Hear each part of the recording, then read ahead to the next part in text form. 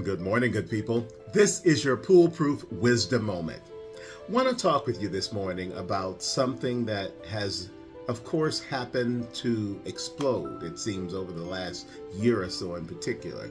It's about the artificiality of things and how we have seemingly come to embrace the artificial as the most important things that we can aspire to. Think about it.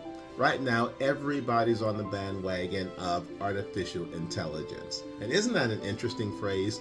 Artificial intelligence versus real intelligence, which of course comes from real people.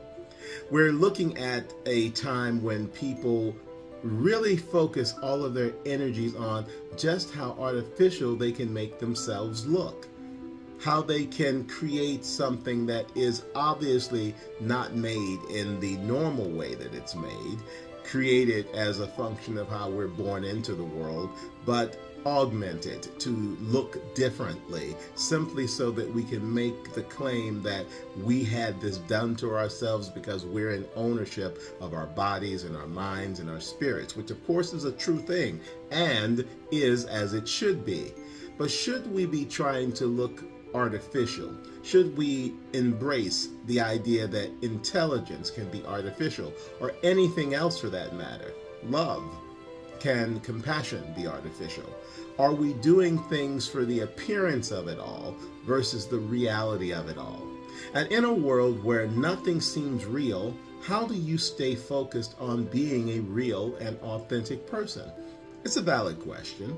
But it's a question I think that we each have to ask ourselves and apply an answer that comes from our own individual spirit, because the world will give you a lot of answers to that question.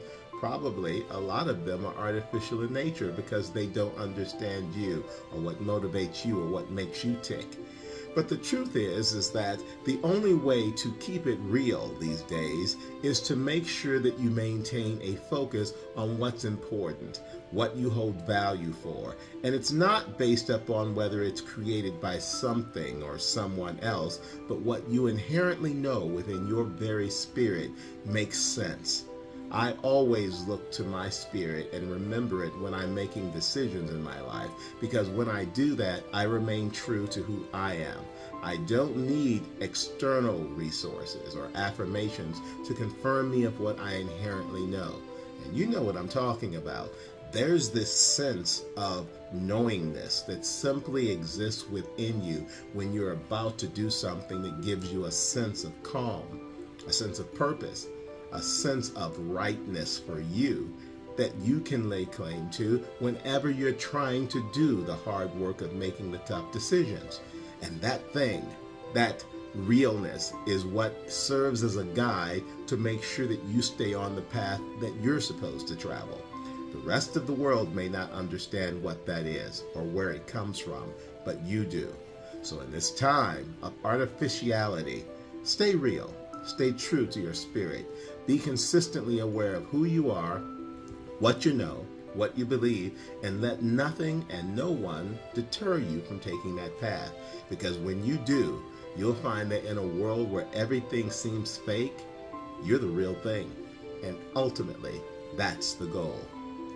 And that's your Poolproof Wisdom Moment for today. Have a fantastic week ahead, as I always wish you.